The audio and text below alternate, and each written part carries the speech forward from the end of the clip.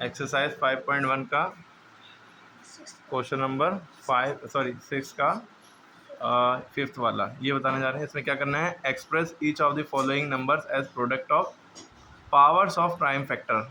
यानी कि इसको जो है, पहली बात प्रोडक्ट माने मल्टीप्लाई होता है, और प्रोडक्ट माने इस तरह से करना, मतलब इनका जब आप फैक्टर करेंगे तो प्राइम फैक्टर आएंगे इस तरह से प्रोडक्ट फॉर्म में, यानी मल्टीप्लाई की फॉर्म में सारे फैक्टर लिखना, ये क्वेश्चन का मतलब है। ठीक है, तो 2100 का क्या करेंगे, फैक्टर निकालेंगे। कैसे, एलसीएम टाइप से, जो एलसीएम निकालने का तरीका होता है वैसे फैक्टर निकालते हैं। लोग सोचते हैं ये एलसीएम, ये फैक्टर है, एक नंबर कर रहे हैं तो वो फैक्टर है। एलसीएम दो या दो से ज़्यादा नंबर का होता है। अब 21 है, 21 के लास्ट डिजिट आपने देखा क्या है, 0। जब जिसका लास्ट डिजिट 0 होता है तो इसका मतलब अगर लास्ट डिजिट 0, 2, 4, 6, 8 में से आएगा तो यानी कि वो 2 के टेबल में जाएगा। तो ये नंबर 2 के टेबल से डिवाइड करेंगे। आप 2 से यूँ डिवाइड कर लीजिएगा 2100 को, 21,000 को, जो आंसर आएगा वही आएगा 10,500। या आप याद रखिए 2 से जब किसी नंबर को डिवाइड करते हैं तो उसका आधा लिख देते हैं। ठीक, 2 के टेबल में 10,500 बार में 21,000 आएगा 10,500 बाई टाइम्स में। फिर 2 से इसको डिवाइड, क्योंकि लास्ट डिजिट 0 है, जब तक इनमें से कुछ भी है तब तक 2 से करते रहेंगे। फिर 2 से किया ये आया, फिर 2 से किया उसका आधा लिखा। ठीक है, यहाँ से जब लास्ट डिजिट आप देखा 0, 2, 4, 6, 8 में से कुछ नहीं है, 5 है, तब 2 के बाद क्या आता है 5। तो आपने 2 के बाद क्या आता है 3। क्या ये 3 के टेबल में आएगा, नहीं आएगा, तो सबके बीच में प्लस लगा लिया मन में। 2, 6, 2, 5 है, सबके बीच में प्लस लगा के देख लिया। 6, 2, 8, 2, 10, 5, 15, क्या आया 15 3 के टेबल में आता है, तो इसलिए 3 के टेबल से ये ले गए। नहीं आ रहा होता, 16 आ रहा होता आंसर, तो 5 से ले जाते, क्योंकि जिसके लास्ट में 5 या 0 होगा वो 5 से जाएगा। ठीक है, 2 से भी जाएगा 0 है अगर, लेकिन 5 के लिए कंडीशन 2 ही हैं।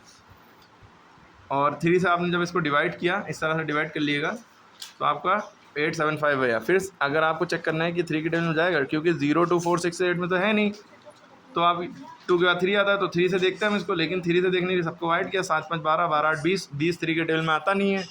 तो आपने फिर क्या है, आपके पास 4 के टेबल में भी नहीं आएगा, चेक करके देख लिया। फिर ये 5 के टेबल में आएगा। कैसे बदला 5 के टेबल में आएगा, क्योंकि जिसके लास्ट में 5 हो तो वो 5 ही के टेबल में आता है। ठीक, यहाँ पे भी 5 था, लेकिन जब इनको ऐड किया इस तरह से तो ऐसा नंबर आता 15, जो कि 3 के टेबल में आता है, तो हम समझ गए थे कि ये 3 के टेबल से जाएगा। ठीक, इस तरह से आपने किया। फिर 5 का टेबल इतनी बार पढ़ा या 5 से इसको डिवाइड किया तो आपको 175 आया। फिर इसको 5 आया, 7, 5, 12, 13, 3 के टेबल में नहीं आता, 5 से लेकर 5 35 था 175। फिर 5, 7 था 35, 7, 1 था 7। अब आपने ये जितने फैक्टर हैं ये फैक्टर कहलाते हैं ना, इनको हमने इस तरह से लिख लिया मल्टीप्लाई फॉर्म में। यही तो क्वेश्चन कह रहा था, क्या करना है क्वेश्चन में, इसको एक्सप्रेस करना है प्राइम फैक्टर की फॉर्म में। ये सारे ही नंबर प्राइम नंबर हैं। 2, 2, 3, 5, मतलब जितनी बार 2 है उतनी बार 2 लिखा, जितनी बार 3 है वो लिखा, जितनी बार 5 है वो लिखा, 7 है। अब 2 3 बार है, 2 की पावर 3 लिख सकते हैं। जिस नंबर का जो नंबर जितनी बार होता है उसको उतनी पावर लिख सकते हैं। 1, 2, 3 बार है तो 2 लिखा, 2 की पावर 3। ठीक, इसको 2 क्यूब पढ़ते हैं, क्यूब, CUBE क्यूब। 3 एक ही बार है लिख दिया। 5 कितनी बार है, 3 बार, 5 की पावर 3।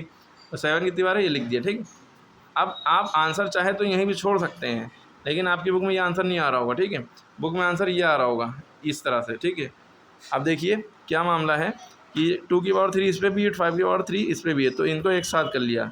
और दोनों पे जब पावर सेम होती है तो दोनों को मल्टीप्लाई बीच में लगा है, पावर सेम है ना, बेस सेम नहीं, पावर सेम है। पावर सेम होती है तो दोनों को हम मल्टीप्लाई करते हैं, होल पे पावर लगा देते हैं। ठीक है, 2 5 10 हो गया, 10 की पावर 3 इंटू 3 इंटू 7। ओके, यहाँ तक समझ में आ गई बात। लेकिन बेटर यही था कि आप यहाँ पे छोड़ दें, क्योंकि क्वेश्चन में कहा गया है एक्सप्रेस करना है प्रोडक्ट ऑफ प्राइम फैक्टर। अब जब ये 10 आ गया, 10 प्राइम नंबर थोड़ी ना है। क्लियर हो गई बात, यहाँ तक के सही था मामला। ओके।